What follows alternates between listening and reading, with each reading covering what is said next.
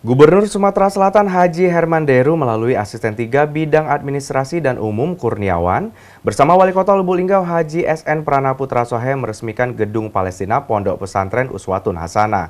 Dalam acara ini sekaligus dilakukan peletakan batu pertama pembangunan Masjid An-Nur Pondok Pesantren Uswatun Hasanah, Kota Lubuk Linggau.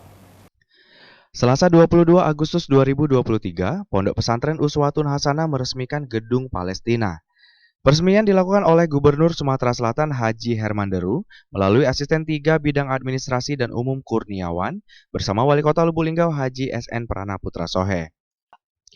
Acara tersebut dihadiri oleh Asisten 3 Pemprov Sumatera Selatan Kurniawan, Wali Kota Lubuk Linggau Haji SN Pranaputra Sohe, Sayyid Ahmad Rauhi Al-Jailani, Kapolres Lubuk Linggau AKBP Indra Arya Yuda, seluruh pimpinan Pondok Pesantren sekota Lubuk Linggau, dan seluruh wali murid siswa-siswi santri Pondok Pesantren Uswatun Hasanah. Dalam acara ini juga dilakukan peletakan batu pertama Masjid An-Nur Pondok Pesantren Uswatun Hasanah. Masjid ini direncanakan akan dibangun di atas kolam, mengambil konsep seperti masjid di Jeddah.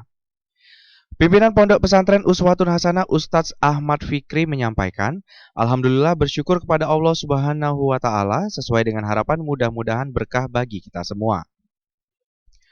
Kegiatan hari ini Pondok Pesantren kami meresmikan Gedung Palestina dan peletakan batu pertama Masjid An-Nur Pondok Pesantren Uswatun Hasanah Kota Lubuk Linggau.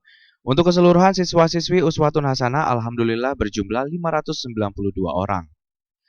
Kembali dirinya menyampaikan harapan ke depannya mudah-mudahan pondok pesantren ini menjadi amal jariah bagi kita semua.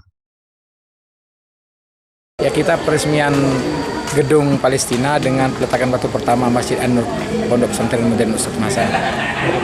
Ini siswa kita berapa, Pak? Siswa kita lebih kurang 600 orang, 592 orang. Itu SD, SMP, PAUD, itu keseluruhannya, Pak ya? Keseluruhannya.